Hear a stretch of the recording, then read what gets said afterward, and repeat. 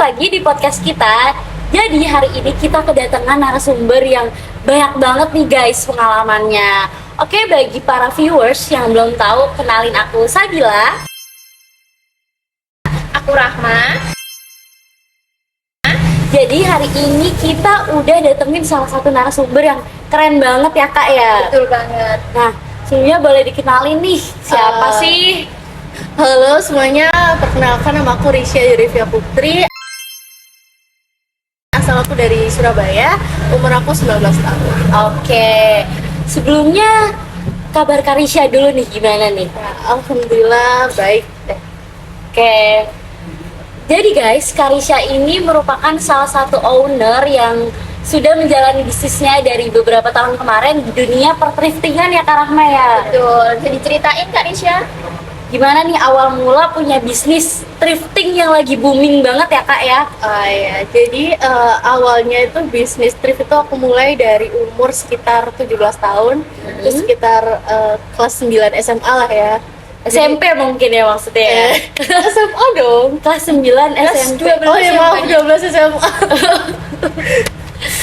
Ya gitu, terus habis gitu motivasinya itu sebenarnya pengen aja sih punya uang sendiri Tambahan gitu, gitu ya? ya Oke. buat jajan-jajan tambahan, main-main tambahan gitu. Apalagi masa-masa muda kan ya, pasti kan banyak hangout sama temen-temen gitu kan, nggak enak kalau memberatkan orang tua terus. Jadi kayak pengen aja buka usaha baru gitu. Terus pandangannya itu kenapa bisa thrifting, soalnya waktu itu ada event di Jatim Expo Surabaya. Itu ada bisnis thrifting gitu loh. Jadi aku kayak tertarik gitu, kayaknya menarik nih buat dijadiin usaha gitu.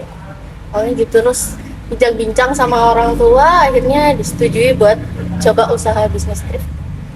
Oke, Keren ya, keren banget dong Kak. 17 tahun loh. Udah bisa mulai usaha sendiri, jadi nggak ada halangan buat siapapun untuk memulai bisnisnya ya. Jadi buat para viewers nih yang masih memasuki umur 17, entah 16 tahun, itu nggak ada halangan ya dari umur berapapun untuk memulai bisnis. Betul, gitu. betul banget. Mau buka bisnis itu nggak ada patokan umur ya, semua umur bisa membuka bisnis. Iya. Oke, karena tadi kita udah tahu nih latar belakang alasan Karisya, boleh diceritain nggak sih Karisya? Iya. Behind the scene-nya itu gimana sih? Kadang kan ada dunia perthrifting yang ketika kita udah sampai itu tuh bajunya atau apanya itu udah wangi gitu kan. Oh iya. Jadi itu kan kalau thrifting itu kan di satu bal gitu ya. Iya. Jadi bajunya tuh campur aduk. Jadi kan pasti bajunya masih ada yang kusut, ada yang kotor, kena debu atau kena pas waktu ekspedisi ke sini tuh mungkin kena apa-apa gitu kan, pasti nggak layak ya untuk langsung dijual. Jadi kita pertama bal nyampe di kita dari supplier, kita langsung sortir. Jadi satu bal itu biasanya isinya ada sekitar 500-600 baju gitu, tapi kadang ya tergantung lah ya kode-kodenya. Bal tuh ada kode-kodenya gitu. Jadi nanti pas udah nyampe kita sortir. Nah, sortiran itu biasanya kalau dari aku sendiri sortir itu yang pertama sortiran baju-baju yang bagus, yang bisa dijual. Lalu yang kedua itu sortiran baju-baju yang udah nggak bisa dijual. Biasanya itu kayak sobek gitu ya. Kalau nggak gitu Intinya cacat gitu lah iya, ya. cacat, sobek, terus biasanya tuh luntur. Kalau nggak gitu apalah gitu, pokoknya nggak layak dijual ke customer, nggak bakalan aku jual gitu. Nah, terus kalau udah disortir tinggal langsung kirim ke laundry aja. Biasanya kalau orang-orang thrifting tuh cuman di setrika uap gitu doang. Nah, kalau dari toko aku pasti selalu dicuci gitu biar higienis. Oke, dengar-dengar Kak Rahma sebelumnya nih guys udah pernah beli loh di salah satu baju di toko Karisya. Gimana sih Kak Rahma, boleh diceritain juga nggak? Jadi waktu itu aku beli itu sebelum kenal Risya ya. Oke. Waktu itu Risya ini lagi live shopping di TikTok Hah? lewat FYP aku tuh. Oh, berarti melalui salah satu media platform TikTok guys. Iya, aku lihat tuh. Kok bagus-bagus nih bajunya. Terus kok suka nih aku, dan ukurannya tuh kayaknya pas di aku gitu. Udah deh aku akhirnya iseng komen, dapet. Setelah itu aku chat Kak Risya, terus ternyata dapet. Hah? Aku check out di Shopee, barangnya dateng.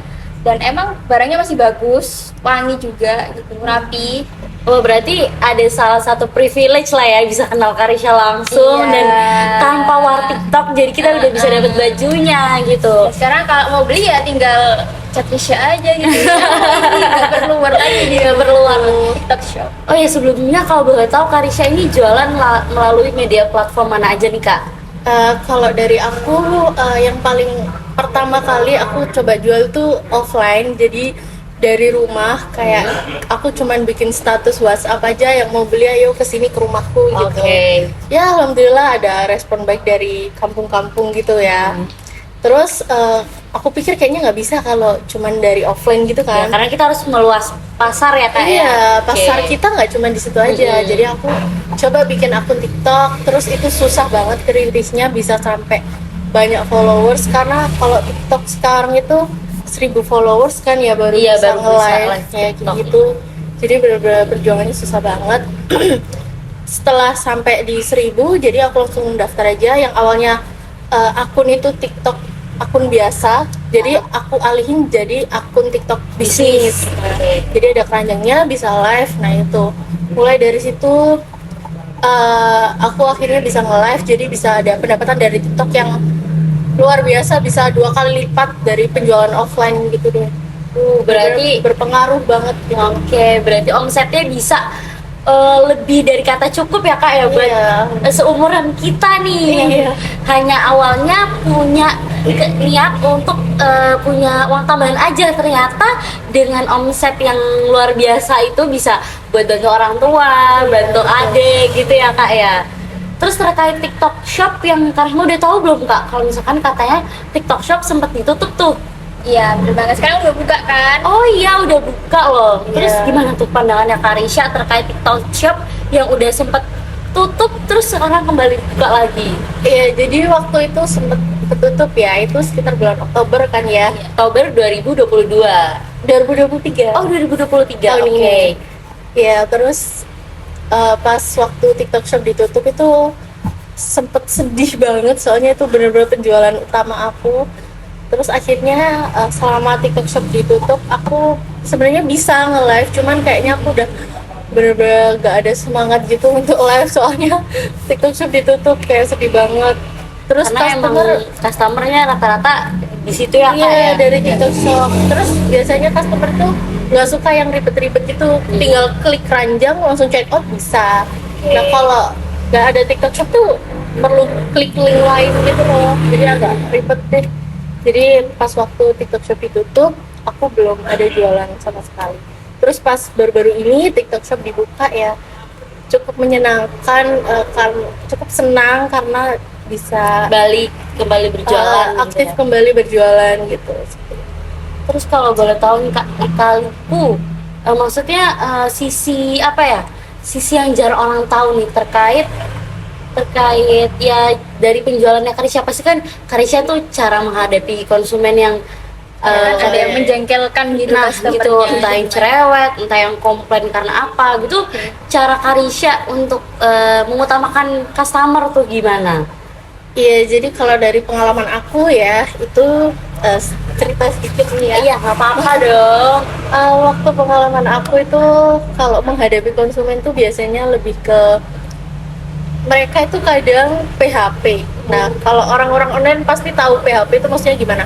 Tuh buat kalian yang sering PHP Tuh. terkait online shop, di sini Karisha menceritakan ya gimana susahnya Yes. menghadapi customer yang PHP. Ya, jadi sebelumnya aku ceritain dulu. Ini tuh sistemnya kalau dari penjualan aku, kita itu nge-live, terus kita jembrengin nih baju-bajunya satu-satu. Nah, itu tuh sistemnya nanti seperti lelangan gitu. Jadi bajunya kalau ada yang mau bisa pakai kode, bisa tulis di kolom komentar, fix kode apa gitu. Jadi kalau dia nanti dapet, dia bisa screenshot terus chat ke admin yang ada di link website bio akun aku.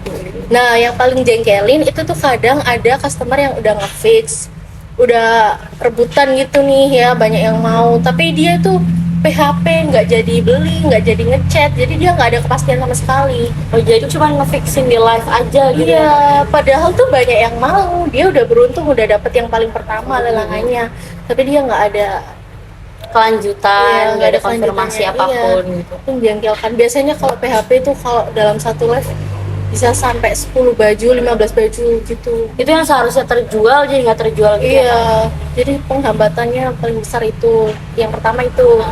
Terus yang kedua biasanya kalau hambatan dalam online shop itu yang paling utama selain customer itu kadang live itu menurun, sepi kayak gitu. Tiba-tiba aja. Iya, sepi, kayak yang biasanya penontonnya banyak tiba-tiba jadi dikit banget gitu. Itu juga kayak agak sedih gitu ya, kita udah capek-capek nge-live. Terus yang ketiga itu di ekspedisi ya, kadang di ekspedisinya itu kayak salah tulis resi atau dari pihak ekspedisinya salah kirim atau gimana gitu. Itu yang paling jengkelin karena customer kan pasti kayak menanyakan kok paketnya belum datang gitu. Padahal lagi ada kendala di ekspedisi. Jadi itu udah di luar tanggung jawabnya dari Karisha. Iya, udah di luar tanggung jawabku. Jadi aku udah riwah gitu. Kadang aku yang seharusnya bukan tanggung jawabku, aku jadi harus ganti refund uang mereka gitu. Karena Jadi kesalahan dari ekspedisi. ya ruginya di situ sih. Oke. Terus Kak, aku juga mau tanya nih, kamu tahu soal pro kontra yang dari pemerintah itu nggak Kak? Yang soal baju-baju thrift itu kan. Katanya tuh ada pro kontra ya dari pemerintah, kebijakan pemerintah Iya. soal baju thrifting. Dan katanya nggak boleh jualan thrift lagi kan. Iya. Itu gimana tanggapan kakak itu? Tanggapan aku sih sebenarnya ya boleh-boleh aja sih karena kita kan pasti harusnya mencintai produk lokal ya. Oke. Kita juga harusnya mensupport produk lokal daripada produk luar negeri. Cuman kalau zaman sekarang menurut aku orang penjual thrifting itu banyak banget. Iya, banyak banget. Terus pasti kalau supplier tuh udah pasti di mana-mana, udah gampang ditemuin, nggak kayak dulu. Terus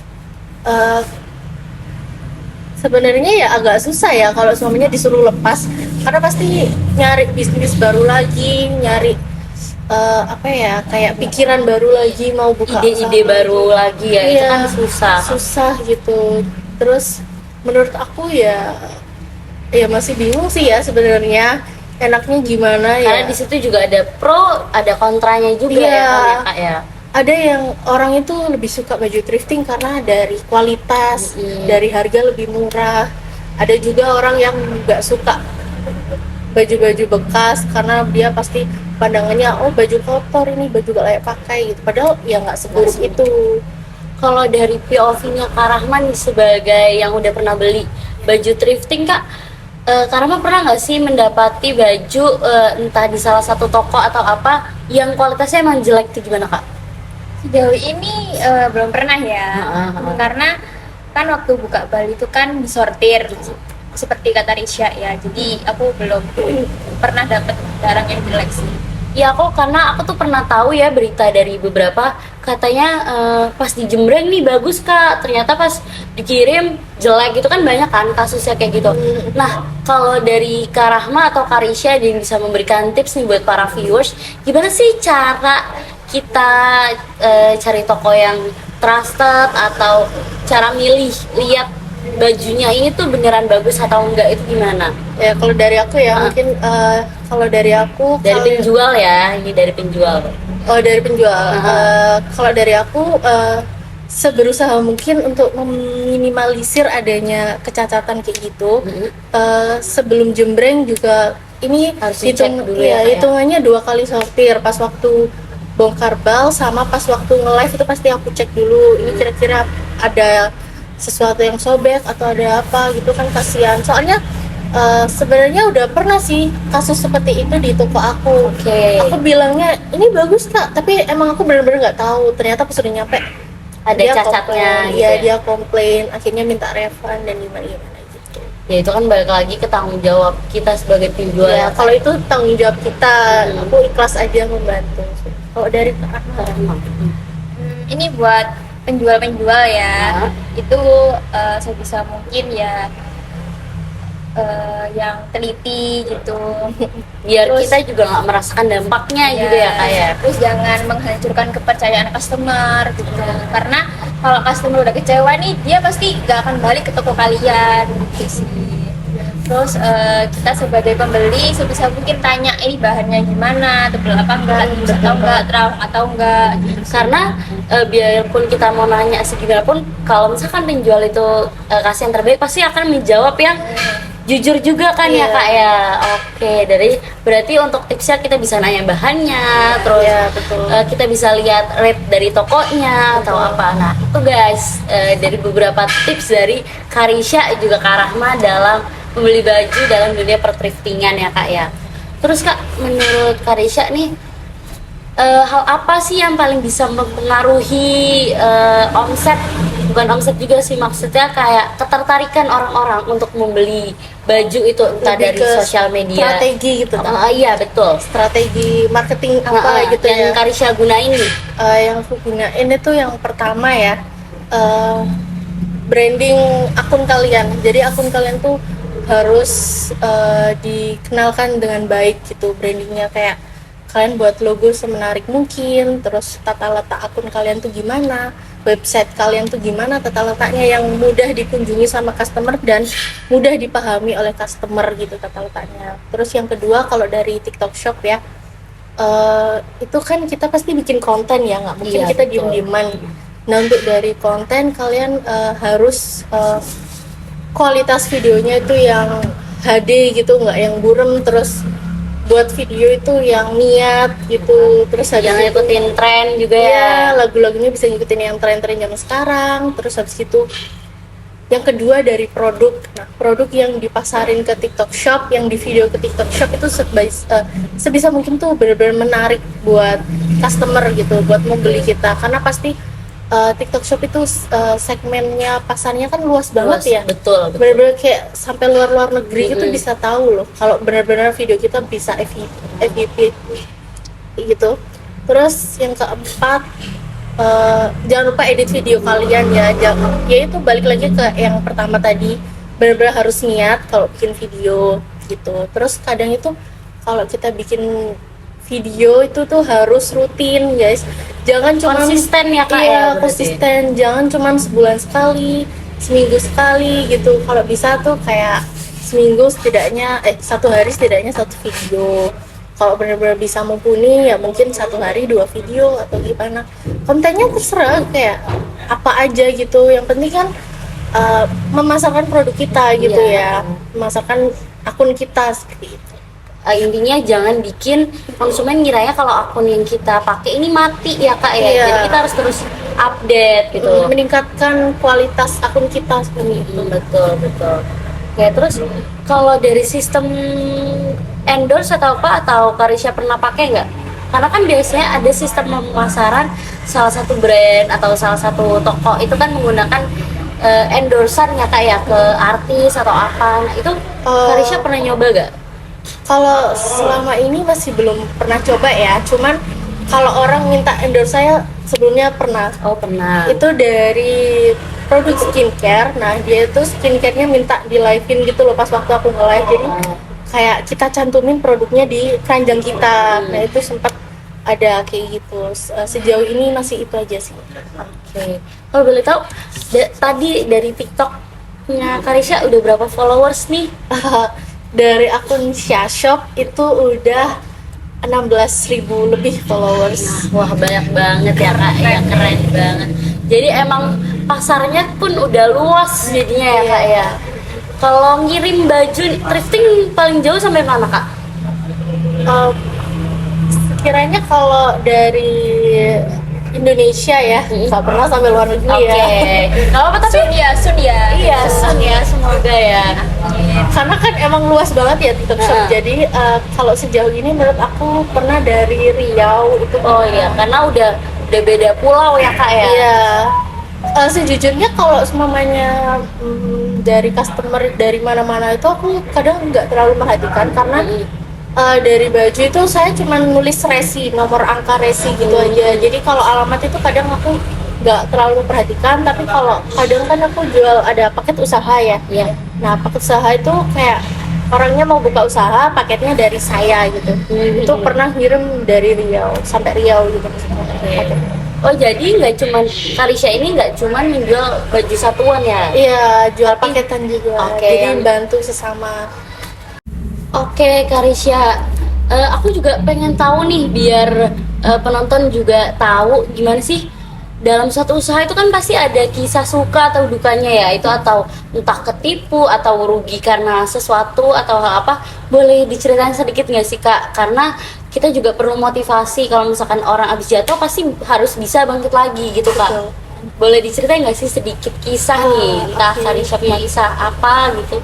Kalau dari aku itu dulu pernah pengalaman beli bal ya di supplier yang sama yang iya. seperti biasanya yang aku beli. Cuman waktu itu kan ya namanya usaha pasti berani buat ngambil resiko. Iya betul. Aku coba-coba yang awalnya aku hanya jualan kemeja wanita, kemeja cowok, terus aku coba banget resiko ambil beli bal kaos yang sebelumnya nggak pernah aku beli samsek dan ya nggak tahu pasarannya gimana. Nah itu pas waktu itu aku beli kaos kayak kaosnya tuh banyak print gitu loh, ada printnya, ada tulisannya. Tapi sayangnya banget itu nggak terlalu laku di pasaran aku karena kalau di toko aku ya yang aku pelajarin sama ini di toko aku itu udah terkenalnya baju kemeja. Oke. Jadi kalau semuanya mau ganti ke pakaian yang lain itu tuh orang nggak kenal. Oke, Jadi oke. orang itu berspekulasi kalau aku ini jualannya, oh toko ini jualannya kemeja, Kemeja. oh toko ini jualannya sweater, Oke. toko ini jualannya celana gitu. Udah Jadi ada ranahnya masing-masing ya Kak iya, ya. jadi udah dikenalnya gitu lah, dikenalnya sama orang itu jualan kemeja. Jadi orang nggak jarang yang tahu kalau aku udah ganti nih jualan Jual kaos. kaos gitu. Jadi orang nggak kenal, terus udah bukan segmen pasarnya mereka. Oke. Jadi aku pas waktu jualan kaos itu ya benar-benar rugi yang menurut aku lumayan besar dan itu nggak ada dapat untung sama sekali dan sampai sekarang stoknya masih ada belum kejual karena emang susah banget jualnya. Ya ruginya di situ sih yang pertama, ada lagi rugi yang kedua. Rugi yang kedua itu sialnya kalau aku beli bal requestnya apa dapatnya apa. Oke, karena itu kita nggak bisa menentukan ya Kak ya. Iya. bisa milih ya. Jadi waktu itu aku pernah request baju bal kemeja flanel cowok. Tapi yang datang ternyata nggak full kemeja cowok, ada kemeja denimnya. Nah, iya. sedangkan di toko aku kemeja denim itu kurang terlalu menarik gitu daripada flanel tuh lebih banyak Yang peminat nyari. flanel. Jadi ya akibatnya yang flanel yang laku, yang kemeja denim nggak terlalu laku gitu. Ya itu Soalnya- minusnya ya Kak ya. Iya, cowok itu nyarinya yang flanel gitu kalau di toko aku. Kayak Oke. gitu minusnya. Terus kalau yang nggak laku gitu dikemenain Kak? Kira-kira entah Karisya punya solusi tersendiri atau apa gitu Kak? Ya kalau solusi dari aku, kalau emang udah bener-bener mentok susah banget dijual, itu biasanya aku udah jual murah aja. Udah nggak peduli untungnya Diobral berapa. gitu ya, Kak, ya? Iya, udah nggak peduli untungnya berapa. Pokoknya baju itu bisa keluar gitu dari toko aku. Pokoknya udah jadi uang walaupun berapapun itu harganya. Karena kalau nggak dijual ya udah numpuk-numpuk gitu aja Dan terus. takutnya ujung-ujungnya nggak kepake gitu ya Kak Iya, ya. sampai pernah itu kayak lagi bongkaran toko, kayak lagi cuci gudang itu, kalau baju-baju yang udah benar-benar susah banget dijual, udah aku buang. Kadang gitu kalau enggak aku kasih ke Orang-orang. yang membutuhkan gitu, karena emang udah susah banget dijual, udah yes gimana lagi gitu. Ya, oke. Itu mungkin salah satu sisi yang mungkin banyak orang nggak tahu ya Kak ya. Iya. Dari dalam salah satu dunia perthriftingan itu ada kisah seperti ini. Betul. Yang namanya usaha pasti nggak akan luput dari dukanya. Oke, pasti ada rugi, tapi ya nggak munafik, pasti kita juga dapat untung juga ya Kak ya. Iya. Oke. Oh ya, sama satu lagi, kalau semuanya bajunya udah susah banget dijual, itu kita ngambil untung besarnya itu biasanya dari baju yang benar-benar premium. Oke. Jadi emang jadi- dipasarkan secara mahal gitu ya. Iya, jadi pahamnya gini, kalau kita jual satu baju, semuanya harga awalnya ya seumpama sekitar 30.000. Karena itu bajunya premium banget, terus kualitasnya masih bagus, brandnya dari brand ternama banget, bisa-bisa laku itu sampai 100.000, 150.000. Pernah laku itu meja flanel yang benar-benar bagus premium kejual 160.000. Itu orang ada yang mau beli. Dan orang masih ada yang mau ya. Iya, nah dari untungnya itu kita untungnya dari situ guys. Untuk menutupi yang Iya betul, ya. menutupi dari kemeja-kemeja yang nggak kejual itu tadi. Seperti itu sih kalau strateginya kalau yang kayak gitu. Itu dari toko Karisya. Belum tentu juga hal itu digunain ya kak ya di toko lain, karena setiap toko juga punya strategi masing-masing ya kak ya. Tapi rata-rata seperti itu sih. Oke. Kak Risha ini kan mau mulai bisnisnya pada umur 17 tahun, yang mana itu masih kelas 12 SMA. Iya. Nah, kelas 12 SMA ini kan sibuk-sibuknya nih. Nah, sedangkan Kak Risha baru merintis bisnisnya. Nah, gimana cara Kak Risha membagi waktu antara sekolah sama bisnisnya? Kalau dari aku sekolah itu udah pasti yang nomor pertama Iya ya. betul. Harus ya kak ya. Iya, untuk usaha itu aku jadikan sampingan. Jadi aku waktu masih sekolah tidak terlalu terlalu terburu-buru banget biar dapat uang banyak. Terus kayak harus kerja banget. Enggak, karena aku masih punya kewajiban sekolah. Jadi paginya sampai sore itu sekolah, terus malamnya nge-live gitu. Kadang kalau hari Jumat pulangnya masih agak siangan gitu ya, jam 12, jam 1 gitu, biasanya siangnya langsung nge-live gitu. Oke kak. Terus juga apa cara memenuhi tingkat kepuasan customer, gimana sih kakak itu apa ya mengoneksikan diri dari toko kakak sama customer biar terjalin hubungan yang baik gitu loh kak, menjaga hubungan baik Biar deket sama customernya nih. biar Iya. customer juga, karena kan bisa aja hal tersebut mempengaruhi rasa percaya customer gitu ya kak ya.